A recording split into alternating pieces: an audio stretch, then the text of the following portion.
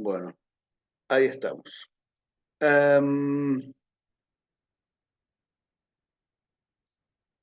Decía que el sentido común es esta, es la forma en que se interpreta la realidad desde una ideología. Y sobre todo es común porque es la ideología dominante, o sea, la hegemónica. Volvemos siempre a lo mismo. Esta creación de sentido común era más o menos estable, iba cambiando con el tiempo, dependiendo de las relaciones sociales, las relaciones de dominación social o las relaciones horizontales dentro de un determinado estrato. Entonces, en la Europa era más en Europa del siglo XIV, era más factible entender como real, como la realidad, la que describía el Dante, y de hecho se buscó la entrada del infierno que describe, y no creerle a Marco Polo y decir que lo que describía eran un millón de mentiras. Ahora, de hecho, gracias a esos viajes, los italianos empezaron a comer pasta y a comer tallarines porque los trajo Marco Polo de la China. Después fueron enterándose de que tenían razón, lo que decía. Pero es muy interesante eso, porque la realidad y no tanto la realidad, porque digamos, pero sí el sentido común, empiezan a surgir por centros de poder que son capaces de imponer ahora, muy rápidamente y sin que lo notemos, el sentido común dominante. Por supuesto, por suerte siempre hay pensamiento crítico, siempre hay conciencias críticas que van a cuestionar ese y en su caso contestar a ese sentido común. No les va muy bien a los primeros siempre, pero bueno, gracias a eso hubo ciertos y seguirá habiendo, esperemos, ciertos cambios. Um, el punto de este núcleo temático, el 5 va, o medio que nos impusieron, para mí era un poco raro incluirlo en todas unas cuestiones de patrimonio y demás, pero después pensándolo bien, es lo mismo para cualquier bien cultural, incluso aquellos que vamos incorporando a una idea, a una valoración como patrimonio. Las nuevas tecnologías, ¿qué pasa con las nuevas tecnologías y el patrimonio cultural o la gestión de la cultura en general? Es interesante hacerse la pregunta y me va a interesar también ir escuchando las opiniones, porque, claro, uno empieza a ver, sobre todo a lo largo del siglo XX, pero esto empezó antes en la Europa y en los Estados Unidos del siglo XIX, que empieza a haber cultura de masas. Y en general también se tiende a pensar que la cultura de masas es la cultura popular. Y no hay nada más erróneo que eso. Porque la cultura popular es una creación colectiva de las clases subalternas, tradicionales, que se van transmitiendo de manera artesanal, sobre todo para los que se escribieron en patrimonio artesanal, es un guiño, porque es así, transmisión de oral, los padres le enseñaban ciertos oficios a los hijos, o un taller artesanal aprendía, o yo aprendía a tocar la guitarra en mi casa, el bombo, en Santiago del Estero ahorita se construyen los violines, esos folclóricos tan interesantes, que tiene también que ver con el famoso paso de San Francisco Solano por la región, con su violín y qué sé yo. Bueno, no sé Montserrat va a seguir con el tema porque planteaste el otro más, ¿no? Sí, sí, mandé algo más, Algo nuevo, porque se sí, abre un montón, se abre sí, sí. muchísimos Pero por géneros, ahí alguna instrumentos. referencia en el segundo tema puede hacerse de lo otro. A ver, la tradición de la baguala, de la vidala y de la copla, que recibió, que sincretizó del otro. Pero bueno, no nos apartemos tanto. Eso era lo que tenía un poco para decir de esta propuesta. Eh, qué sé yo, empezó con los diarios. Los periódicos pasaron a ser algo que no era solo consumo de las élites, encima imagínense lo que significaba imprimir un diario en el siglo XIX. La tecnología fue acelerando la capacidad de producir cada vez más ejemplares, entonces empezaron también a abaratar gran parte de la literatura del siglo XIX y de la literatura que fue más asimilada por las clases populares, empieza como folletín en los diarios de la época, en Francia sobre todo. Y es muy característica de la novela del siglo XIX ver cómo siempre en cada capítulo trataba de generarse un enganche para que al día siguiente o a la semana siguiente, depende de la periodicidad del medio, tuviera el enganche para comprar el siguiente. O sea, empieza a transformarse en una mercancía, pero esa mercancía a su vez albergaba algunas obras de literatura notables. La historieta, digo, vemos en Argentina publicaciones como El Mosquito o Caras y Caretas que tuvieron una influencia y una construcción de sentido muy interesante, porque el cuestionamiento hacia hacia los que después fueron próceres, Roca, Sarmiento, les se daban con un caño entre ellos, pero después siempre se quedaba consagrada una determinado relato, una narrativa en particular. Um,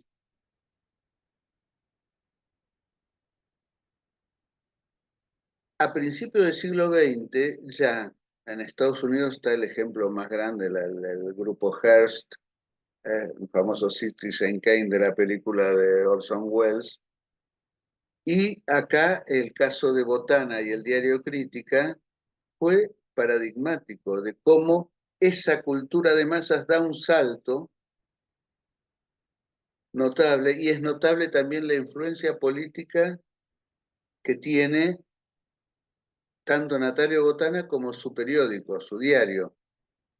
Y fíjense que también, por lo menos en esa época, era un requisito para acrecentar la popularidad y la circulación entre las masas de ese producto, tenía escritores notables escribiendo artículos y columnas o algunas viñetas o algunos comentarios o algunos relatos que después pasaron a ser parte de nuestra literatura de pleno derecho. Eso. Desde Art y Borges escribieron ahí. Después había otras revistas más especializadas, la polémica entre Boedo y el Grupo Florida, o después la revista Sur de Victorio Ocampo, que fueron separando un poco las aguas. Pero Botana, o sea, piensen que la caída de Irigoyen en gran medida es por el desprestigio que le infirió, además de algunos errores propios, que yo, por el desprestigio que le infirió Botana. La influencia que llegó a tener en los años 40 y cómo decae después con el peronismo, aparte que él se había muerto en un accidente, etcétera, y Salvador Honrubia, su mujer, no pudo llevar adelante el proyecto y demás. Y es muy interesante también otra cosa.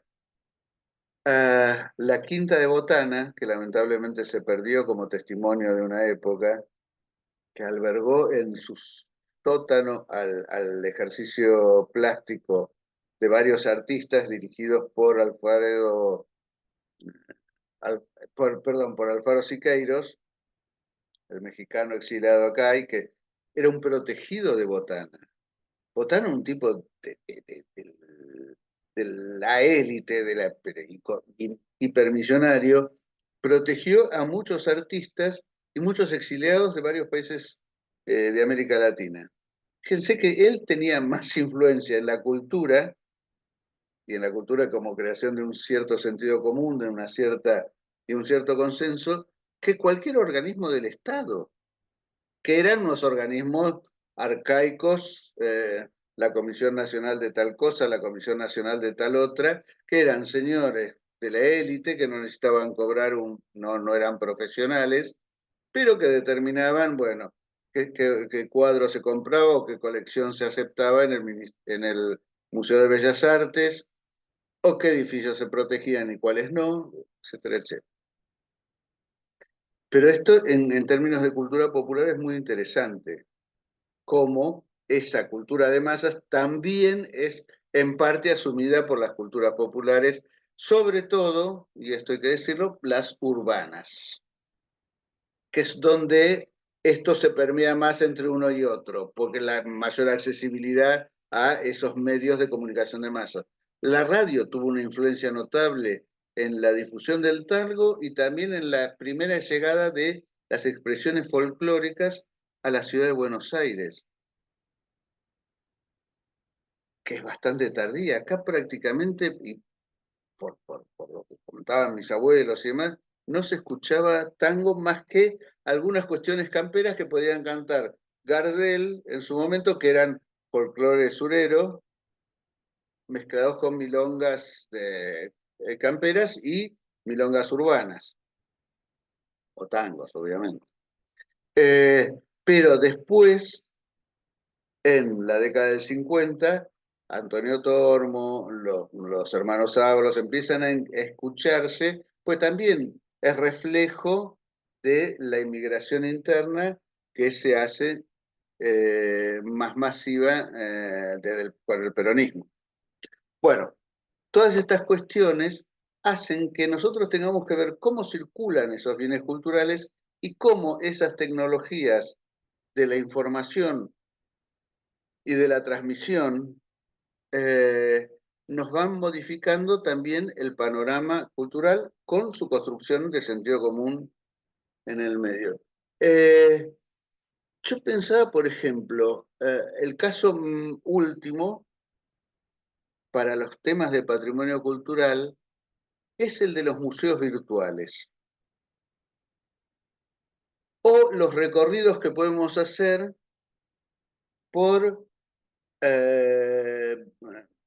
centros arqueológicos o yacimientos arqueológicos o por la Teotihuacán o por la ciudad de Siena en la Toscana, o podemos ver los interiores de Santa María de Fiore o de la ciudad prohibida en Pekín, Beijing. ¿Qué sucede entre la apreciación de una obra de arte, de un bien cultural, de un bien del patrimonio, en la realidad, en la sensorialidad más próxima a tenerlo mediado por una pantalla? ¿Qué piensan ustedes que puede pasar? ¿Cuáles son las diferencias centrales que puede haber? O si está todo bien, o más o menos un poco y un poco.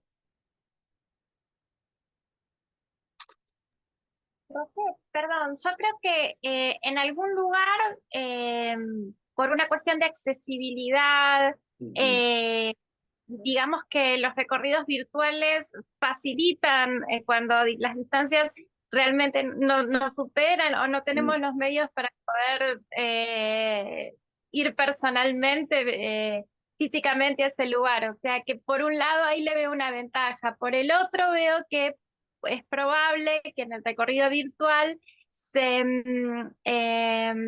resalte o se ponga de relieve un ángulo que tal vez no es el que nuestra percepción tal vez es convocada. Digo, de pronto algo del bien que nos convoca, nos llama la atención o nos interpela, y posiblemente no sea el ángulo o lo que está destacando el recorrido de ese Tal bien. cual. Entonces, cierta subjetividad que está mediando y bueno, de alguna manera nos está dirigiendo la mirada hacia donde poner la atención. Sí. Eso por un lado. Digamos que veo las ventajas y bueno, y las contras, no sé, digo. Buen punto. ¿Alguien más? Sí, lo que se me ocurre a mí que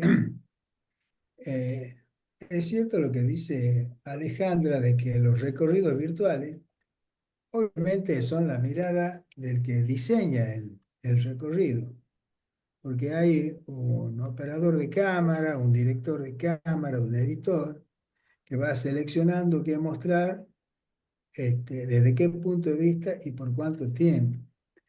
Pero no es menos cierto que cuando uno accede personalmente a un museo, los museos también toman extractos, pedazos que han conseguido y nos trata de encontrar una realidad.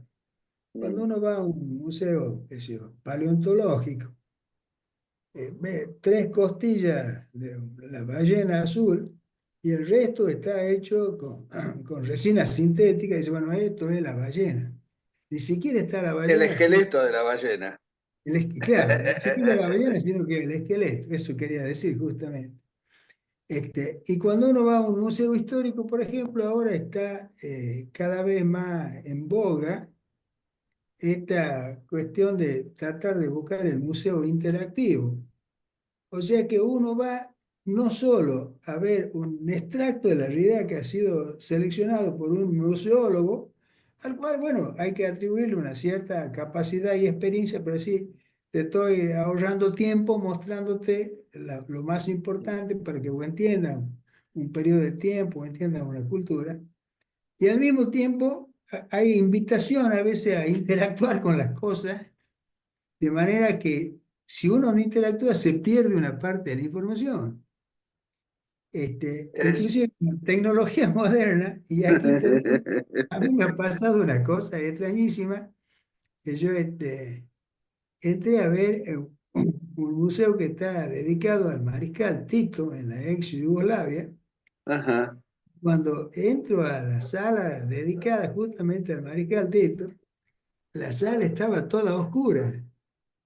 Y yo, argentino, digo, caramba, hubo un corte de luz y me quedo paradito en la puerta. Y entonces una gente pasa al lado mío y en cuanto pasa un poquito se ilumina algo, aparece este, un, El un mariscal. busto un busto de Tito ahí mirando de frente. Y ahí me doy cuenta que a medida que uno caminaba, se iluminaba automáticamente con un sensor de este, fotoestático, sola la parte que uno quería que vea. Y además por ahí se activaba una música. Era muy interesante, muy novedoso, pero ya ahí comenzaba, al menos a mí me ha pasado, mi interés histórico ya comenzaba a competir por el interés tecnológico, de ver cómo se hacía esto y cómo interactuaban y pareciera que por ahí es una cosa que no es fácil de manejar aún para los que están en la temática. Es Sí. casi como una especie de director de cine con un propósito y utilizando elementos que van a estar fijos, pero para que el espectador a su vez interactúe. Esa es la impresión que tengo yo de lo que ocurre con los medios tecnológicos. Está también buen punto. ¿Alguien más quiere hacer algún Eh, comentario? Profe, que, coincido con los dos, ¿no? Con Italo Mm, y Alejandra, pero a eso le sumaría que también creo que más allá de tiene sus pros y sus contras, depende también de qué es el de la muestra, ¿no? Pero creo mm, que en parte tiende a aislarnos también de la experiencia, porque sí. no es solamente ir a ver la obra y es todo no sé si una rutina llamarlo, pero la experiencia completa de ir a ver una obra, cruzarte con alguien y capaz que compartir la visión de lo que estás viendo, esa persona está viendo, el compartir. Esto tiende, me parece, la experiencia, más allá que tenga sus ventajas por ahí, cosas que no las podemos ir a ver, te beneficia, pero la experiencia misma de ir a un museo, depende de la obra, eso también, que sea así, estas nuevas tecnologías, digamos, creo que nos aísla un poco en cierta manera, ¿no? Que haya un poco y un poco, digamos, un equilibrio, Sí, no todo virtual, ¿no? está. Sí, Yo no se te quería agregar, escucha. Carlos, no se te escucha. Ahora, Ahora sí. bueno, no, yo quería decir, por eso antes no pude hablar, a mí lo que me resulta, entiendo que esto de la tecnología es un avance de la ciencia que hace como para llegar a la masividad de la gente. Pero para mí se pierde la sensación y del goce de estar frente a una obra en un museo, ¿sí? Mm, Por lo menos para mí, sobre todo en el museo de arte, qué sé yo, pararse frente a un cuadro de Rembrandt o pararse frente a la obra de Dalí, digo, esa sensación de ver algo en el lugar, para mí es distinto, lo veo en los libros, todo eso, no me produce esa sensación de lo que significa estar frente a la obra. O recorrer una obra de arquitectura mm, misma. Cuando uno ve una obra de arquitectura, a uno le produce una sensación. Cuando caminamos por Buenos Aires, ¿qué vemos, diría yo? Cuando vamos por la calle, ¿qué miramos? ¿Qué sentimos cuando vamos por la calle? ¿Qué sé yo? Yo me hago este planteo todos los días cuando tomo el tren, cuando salgo de la facultad y voy hasta Once a tomar el tren. Mirando las calles, los edificios, ¿qué me produce en esa situación? Es una situación de recorrido, de sensaciones y de vivencia. Que si esto fuese solamente virtual, me llevaría a que sí, bueno, lo veo, lo conozco, pero interiormente no me produce esa mm. sensación de recorrerlo y de piel, diría, ¿no?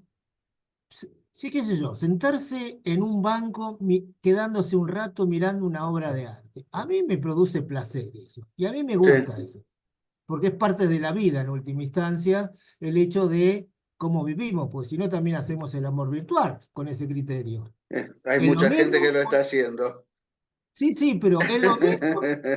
Sí, entiendo, por eso no quería meterme tan ahí, pero digo, Pero sí pero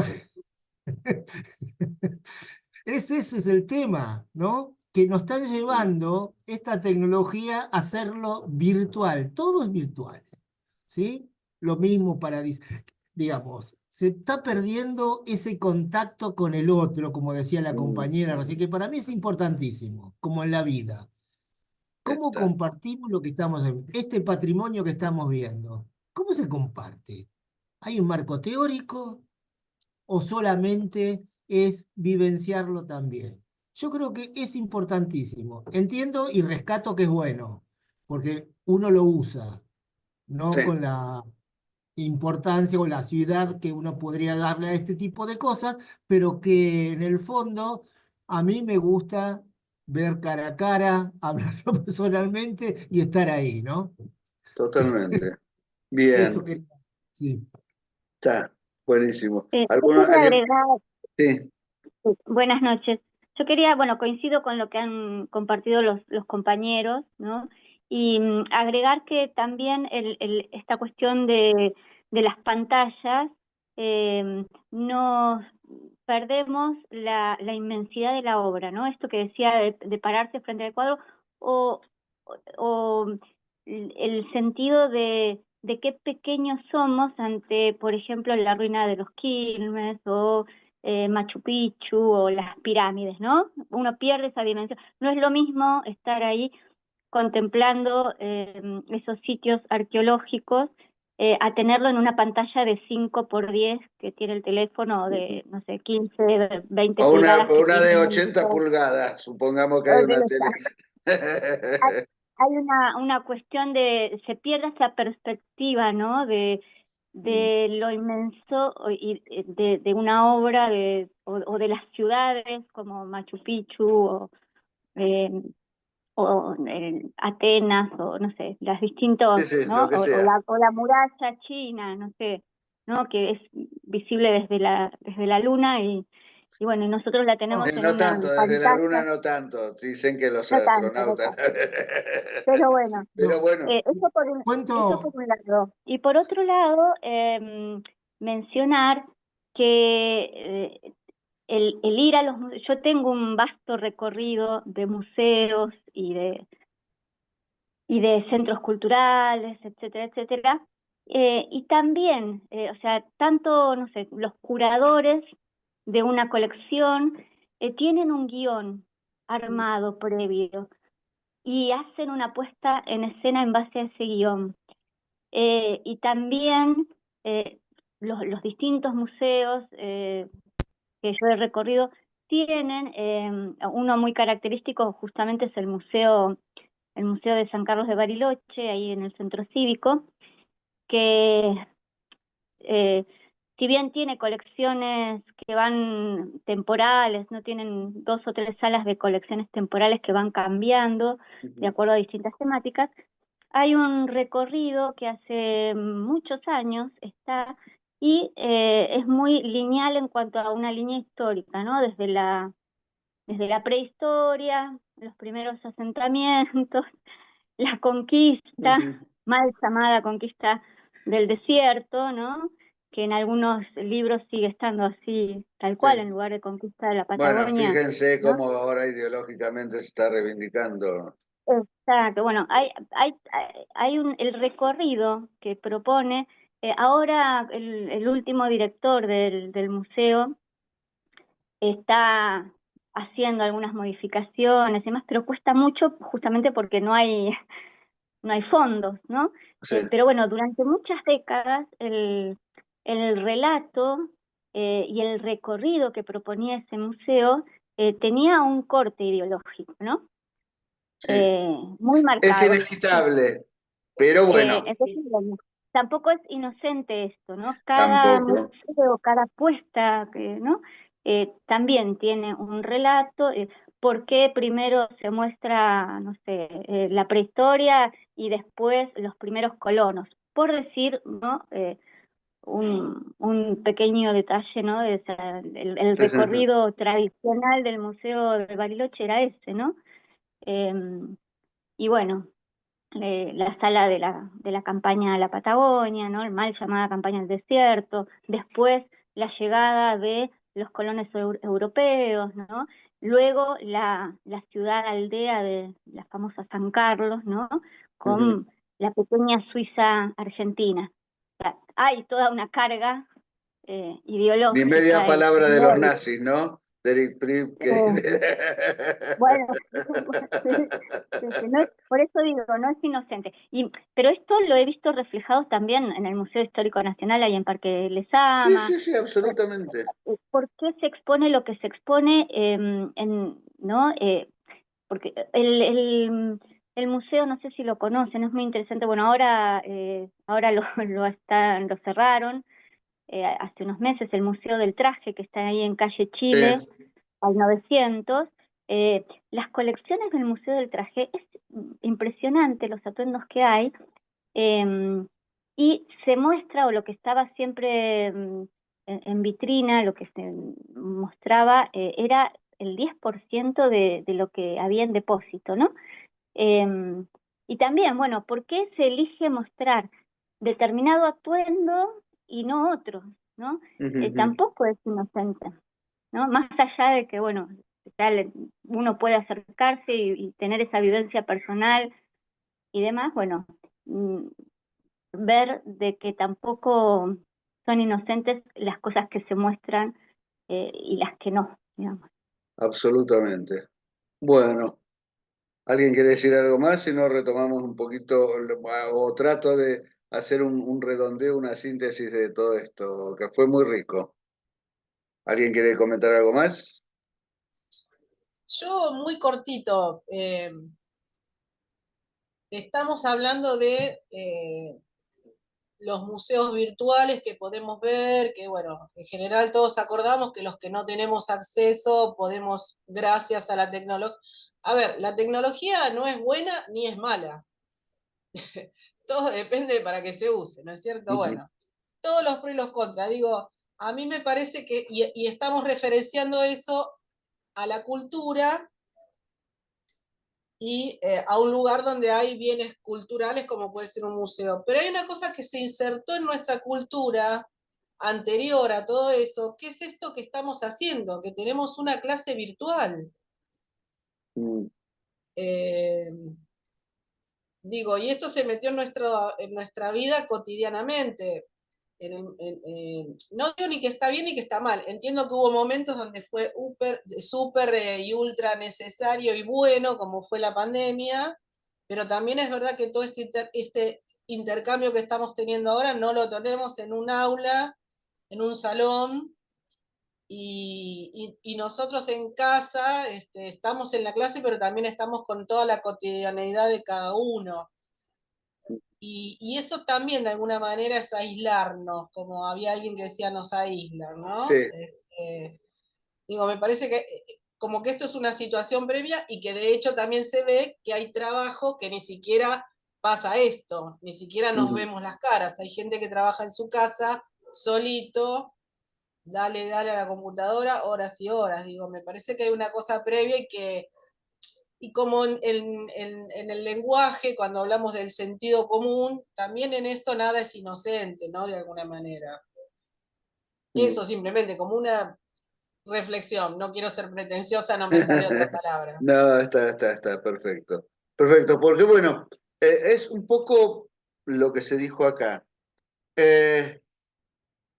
La tecnología nos permite en este momento estar prácticamente en lo que puede estar pasando, qué sé yo, o hacer un recorrido por el Museo del Louvre, por el Museo de Antropología de México o el Museo del Oro de Bogotá. Podemos estar recorriendo ciudades históricas como Cartagena de Indias, Teotihuacán o el Cusco. Podemos acceder a una serie de cosas, pero es interesante ver lo que también se dijo acá en contraste con la experiencia, en contraste con la vivencia de por ejemplo, un recorrido urbano por la ciudad de Buenos Aires, la de Córdoba o por Purmamarca. Digo, no importa cuál sea. Fíjense una cosa, ¿qué sucede con esta virtualidad? ¿Qué nos acerca? Imagen y en algún caso sonido. Imágenes en movimiento, sonido, voces, pero no más. Una obra de arte, un cuadro, un edificio, un cacharro, tienen textura. La textura, tienen peso, pueden tener olor o no tener olor. Hay ruido ambiente, que acá en general en esta misma clase, cuando a alguien se le cuela algún sonido ambiente de su casa, los ponemos a muteate, ¿no? Entonces, es muy difícil reemplazar la experiencia, porque es multisensorial. El recorrido, en todo caso, lo elijo yo, frente a esto que se dijo también de un recorrido inducido por alguien. En un museo, cosa que es distinta en un ámbito de escala arquitectónica, por aparte también alguien, no me acuerdo quién fue, que dijo el tema de la escala y de la dimensión. Es cierto, yo puedo intuir que la Torre Eiffel, por decir cuál, o la Pirámide del Sol en Teotihuacán, tiene unas dimensiones colosales. O el caso de la muralla china, ni que hablar. Pero es imposible que yo sepa qué impresión me produce a mí si yo no estoy ahí o si yo no estuve. Yo tuve oportunidad por cuestiones X de viajar más veces a Europa que por América Latina. Y ahora voy a tratar de empezar a cubrir ese déficit. Pero yo me acuerdo que, por ejemplo, entrar en la Basílica de San Pedro, que yo me imaginaba una determinada experiencia, de verla en fotos, de estudiarla en la Facultad de Arquitectura, de no sé qué, cada vez que había un papa que se moría, como una no sé qué, siempre está la iglesia de San Pedro. Pero la primera impresión que tuve, digo, es grande, pero no es grandiosa. Hasta que caminé por la nave, bueno, vi la Piedad de Miguel Ángel, que también es una obra, ¿no? Como fetiche. Llegás abajo de la cúpula, donde está el baldaquino de Bernini y la cúpula de Miguel Ángel, y decís, chau, esto es otra cosa. Pero uno, desde una cámara de TV, no alcanza a ver esa dimensión o lo que le produce. También lo que impacta en la subjetividad de cada quien. O la Torre Eiffel, que es una obra más de ingeniería, que es muy interesante en cuanto a eso, pero la grandiosidad que tienen esos arcos y esos hierros es muy notable. Por lo menos me resultó a mí. Distinto eso, y qué sé yo, la misma Roma, San Juan de Letrán, San Giovanni in Laterano, que es mucho más chica, que es también una iglesia barroca. En realidad está la iglesia original metida entre los pilares barrocos, porque bueno, estaba amenazando ruina. La hizo un arquitecto Borromini, uno es el otro, el alter ego, la némesis de Bernini. Esos eran los dos grandes arquitectos que trabajaron en Roma en el siglo XVII, sí. Y es grandiosa, siendo más pequeña. Es grandiosa. Y pasa eso. No, aparte, obviamente que yo no voy a poder tocar para ver cómo es la textura de la Gioconda, porque me cortan la mano, con razón. Pero, claro, pasó a ser un fetiche cultural, y uno, ahora no tanto, pero cuando yo era chico, éramos chicos, varios de los que estamos acá, había un dulce de batata, una línea de comida, creo que eran básicamente dulces, no me acuerdo bien, que era la Gioconda. Entonces, estando primera vez en el Louvre, eh, éramos 3 amigos, eh, y decimos, bueno, no tenemos mucho tiempo, veamos esto, esto y esto. 3 arquitectos eran, relativamente jóvenes todavía. Y uno de mis amigos dice, bueno, yo quiero ver la Gioconda. Y yo pensé para mi centro, no lo quería ofender, una tapa de dulce de batata. ¿Para qué? Si ya la conocemos todos. Pero no, no sé ahora, esto es hace más de 30 años. Estábamos llegando a ese lugar, yo quería ver, por ejemplo, la Victoria de Samotracia, que es soberbia. No me equivoqué ahí, por lo menos yo, para mí. Y la Gioconda estaba cerca, porque tenía un lugar muy, muy privilegiado, pero al lado estaban otras obras de Leonardo. Leonardo murió en París en la corte de Francisco I, creo que era de Francia. La Gioconda, que se ve que el dueño, el que la encargó, no la quiso, el don Giocondo no la quiso, porque no le habrá gustado cómo salió la mujer, y se la llevó. Un cuadro chiquito, de 40 por 30, o no, un poco más, debe ser 50 por 30, por 40, o más o menos. No me acuerdo ahora las dimensiones. Pero al lado estaban la Dama del Armiño, el retrato de la duquesa de no sé cuánto, la Virgen de las Rocas, 4 o 5 obras centrales de la obra de Leonardo, y de golpe ves eso, empezás a entender y a percibir la textura, que en una lámina la tenés que imaginar, pero la experiencia te da otra cosa, y si uno pudiera tocarlo, pero es garantía de destruir la obra en menos de un año, sería distinta. Y después pasás a ver la Gioconda. En aquel momento había que sacarse a los japoneses encima porque eran insufribles, ahora son los chinos, pero llegás a tener otra dimensión. Y yo agradecí después haber ido a ver, yo ni se me hubiera ocurrido ir a ver la Gioconda. Entonces, esas experiencias son válidas y en la medida de lo posible sería bueno que pudiéramos tener ambos polos que pudieran unirse. Lo del Museo del Traje también es muy interesante lo que acotaste, porque dos cosas. Yo lo he conversado con museólogas de ahí, las que fundaron el museo, yo la conocí, la traté bastante a Susana Speroni. Tenía una visión muy particular. La señora es muy loable todo el trabajo que hizo, lo sostuvo ella con un grupo sobre todo de mujeres, y consiguió armar una colección muy grande, muy interesante. Pero hay dos cosas. Una, la visión ideológica de Susana, que valoraba la alta costura, la ropa de la élite y demás. Pero aparte otra cosa que es inevitable, que es que la ropa de las clases subalternas se usa y se recicla, se usa y se recicla, se usa y se recicla, se reforma. Y es muy difícil que llegue a más o menos íntegra y que se guarde. En cambio, el vestido de madrina de doña Fermina Álzaga de los Olleros, no sé qué, lo usó una vez y no se lo pone nunca más. Y entonces queda ahí,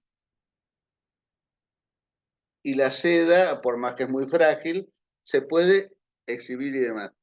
Es cierto que, y esto lo discutí cuando era docente de museología, yo daba museografía, que es la parte del diseño aplicado al museo. Desde diseñar las exposiciones, los depósitos, la cartelería, la gráfica, etcétera, etcétera. Siempre hay una visión ideológica. Obviamente, todo relato es un recorte. Ahora, una cosa es que yo induzca y diga que es la única o la visión más válida, y otra cosa es que diga que es mi visión y que puede interpretarse también de otras maneras. También tuve la oportunidad hace muchos años de estar en Sydney, en Australia. Los museos allá se manejan con criterio de trust, ¿no? Y dentro del estado de Nueva Gales del Sur. Las casas históricas o los museos tienen también armado un relato, pero siempre aclaran con un criterio que a mí me parece fantástico, dice, esa es nuestra visión. La que acabas de ver es nuestra visión. Hay otras posibilidades de interpretación, en algunos casos dan alternativas y en otros no. Esto ya te digo, hace más de 25 años, o sea que pude ir allá. Y era muy interesante porque, por ejemplo, entre las casas históricas está la primer cárcel construida por un arquitecto convicto a fines del siglo XVIII, muy cerca de la fundación de la ciudad, porque se fundó para llevar a los indeseables de Inglaterra. Era muy impresionante por un edificio sencillo que fue usado como cárcel, después como hotel de inmigrantes durante la gran hambruna de Irlanda. Vieron que muchos emigraron a Estados Unidos, muchos otros a la Argentina, y un grueso de inmigrantes fueron a Australia. Y ahí alojaban a las mujeres, temporalmente hasta que conseguían algún trabajo o alguna ubicación. Después fue oficinas del ministerio, no sé qué, dentro del gobierno de la zona de Nueva Gales del Sur, hasta que se decide hacer museo. Y uno lo ve, y es muy interesante porque tratan de dar cuenta de todas las etapas, o sea, se meten con la complejidad. La restauración del edificio es muy cuidada, porque muestran hasta ciertas cicatrices. Encontraron que en los tantos años, casi 200 años que estuvo de uso efectivo antes de ser museo, sufrió remodelaciones. Dan cuenta de donde había una escalera que dejó de estar y demás. Pero es muy interesante, lo que más me llamó la atención, dos cosas. trataron de reconstruir la vida de los presidiarios que pasaron por esas paredes. Entonces, ese aspecto, que si vos te ceñís a solo lo material, es una buena arquitectura hecha por un profesional, es arquitectura del siglo XVIII. Y es interesante porque en el mismo eje, cruzando la calle, estaba el tribunal, que nos decía a ver si se podían terminar la condena y tener libertad condicional y quedarse trabajando, viviendo ahí en Australia, y una iglesia anglicana. Era como tres edificios conectados por un eje. Bueno, empezaron a reconstruir las historias de vida de los que, imagínense, reconstruir la historia de vida de un delincuente. Muchos eran chicos huérfanos que la única posibilidad de sobrevivir que tenían era ser rateritos. No sé si leyeron Oliver Twist o Historia de dos ciudades, las novelas de Dickens. Y digo, ¿pero cómo hicieron? Le pregunté a uno de los guías ahí. Dice, los investigadores viajaban, empezaron a ver los expedientes judiciales, la parte que continuaba ya en Sydney, tenía referencias a lo que había sucedido en Londres o en Birmingham o donde fuere, y era el motivo porque los mandaban a la prisión a Australia. Ese modelo de cárcel, de isla-prisión, ya les digo, supongamos que de 5.000 personas, 10.000 personas, no sé cuántas pasaron, había 20 historias de vida, o 30. Pero muchos, a mí lo que impresiona es que son muchos jovencitos, chicos de 10, 12, 14 años, que nunca más tuvieron contacto con su lugar de origen y que se quedaron en su mayoría ahí porque no tenían ese pasado, tenían casi asegurada una forma de vivir una vez que salieran. Y las otras historias de vida que son de personas comunes y silvestres sin ninguna relevancia, es la de las inmigrantes mujeres de Irlanda que llegaron durante la hambruna, the famine, como dicen ellos. Vos veías ropa de estas mujeres, esas ropas de mujeres pobres, las cofias, telas más rústicas, remiendos en la ropa. Y yo decía, ¿cómo pueden haber hecho para conservar esa ropa? Y voy viendo las vitrinas, estaban todas muy bien, algunas sobre maniquíes, pero que el textil no se puede mostrar colgado mucho tiempo porque se rasga. Se rasga el tejido más con el tiempo. Bueno, la cuestión es que en una vitrina había una rata embalsamada. Digo, ¿qué hace esto? Te pones a ver la tarjeta nomencladora y la destacan como agente de conservación. Que aparte está reconstruido en un sector, el lugar con las hamacas donde dormían los presos, y en otro cómo dormían las mujeres estas. Cuenta en la cartela esta que las ratas robaban la ropa y hacían sus nidos sobre esa ropa, pues los entrepisos son de madera en ese edificio, sí, son de madera todavía. Entonces, en esos intersticios guardaban la ropa, y haciendo la restauración del edificio, encuentran cantidad de ropa que la multitud de ratas que habría en ese, imagínense, aparte uno empieza a imaginarse otra cosa y hasta empieza a sentir olores que no sé si estaban o se los imagina. Pero bueno, ahí en ese caso fueron agentes de conservación, pudieron restaurar varias de las prendas, otras estaban inutilizables, algunas se veían los agujeros, las marcas de las heces de la rata, de la materia, ¿no? que van comiendo el material orgánico, pero se conservaron gracias a eso. Y se contaban historias de personas reales, comunes y silvestres.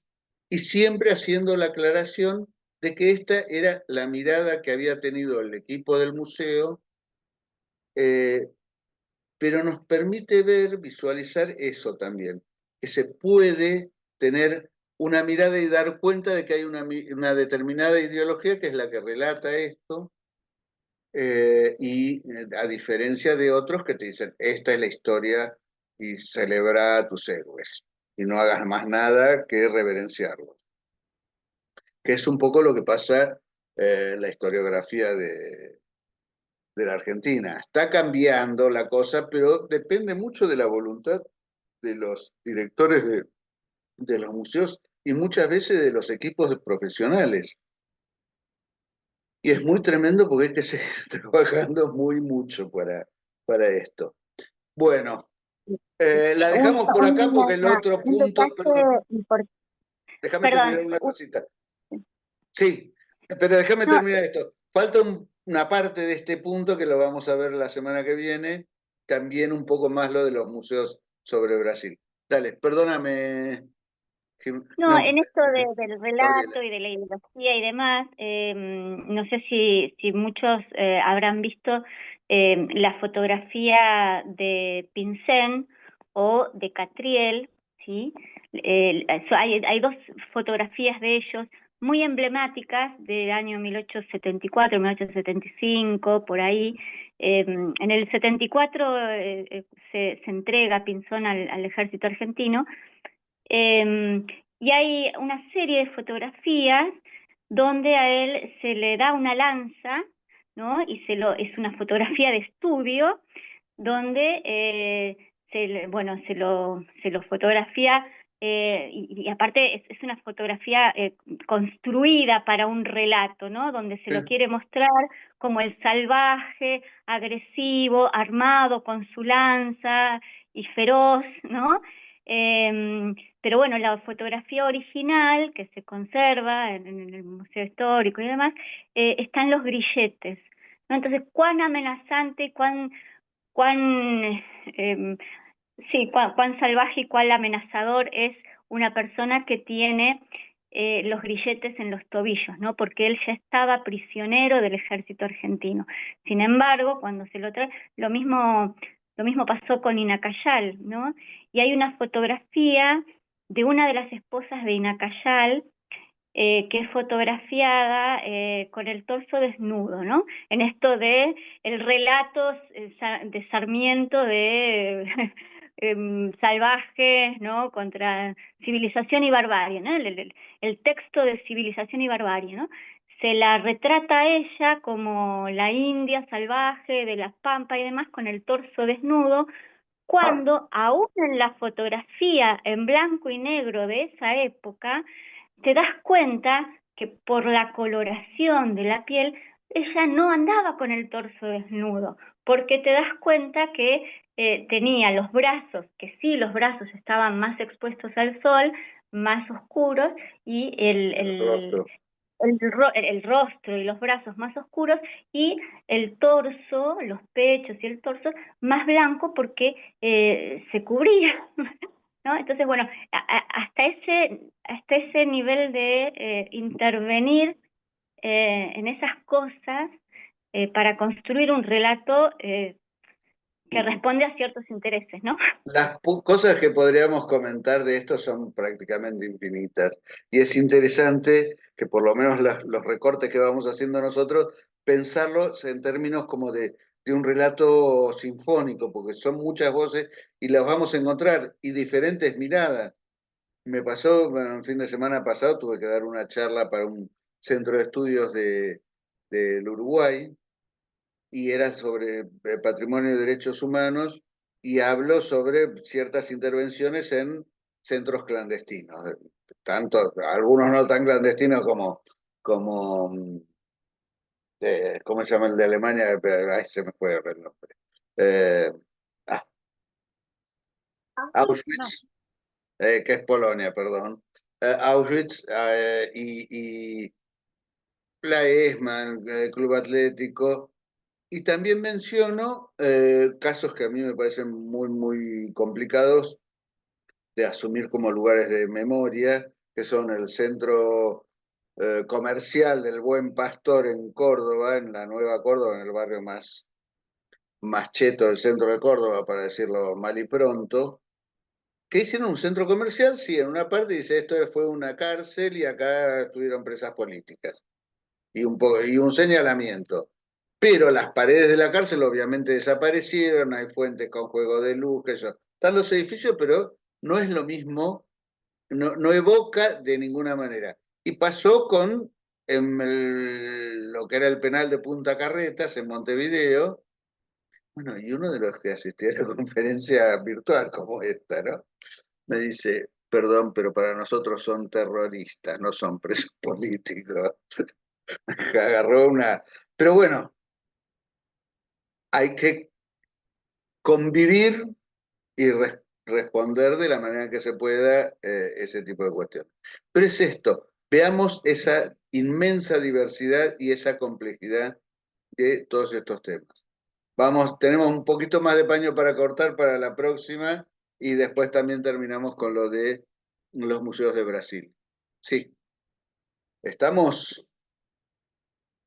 Bueno, había una, creo que Jimena, vos presentaste lo de las infancias. Si quieren ir yéndose, o si quieren escuchar esto. En principio intuyo que el tema es interesante. Hay algunas cosas que no me quedaron del todo claras. Déjamelo leer un poquito más y cualquier cosa te lo respondo en la plataforma o por correo. Porque me parece Bueno, no hay interesante. Vos eras problema. la que me habías pedido lo del taller de la memoria.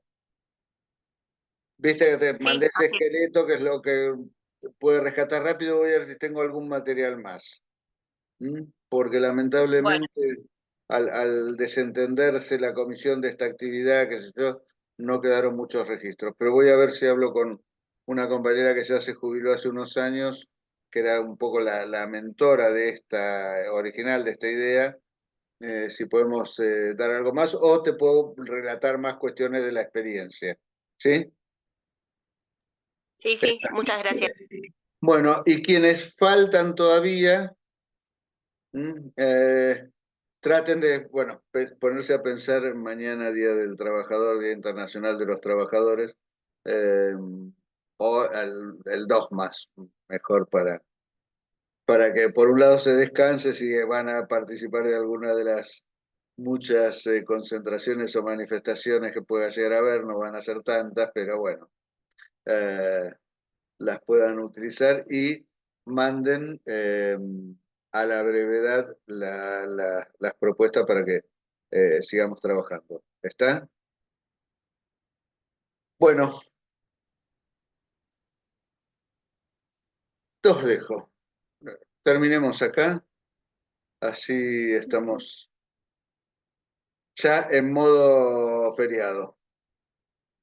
Bueno, profe, Nos gracias. vemos. Buenas noches. Hasta el Muchas lunes. gracias. No, por Chao, Feliz día supuesto. próxima semana Profe. para Gracias a todos. ustedes. Hasta luego. Chao, chao. Feliz.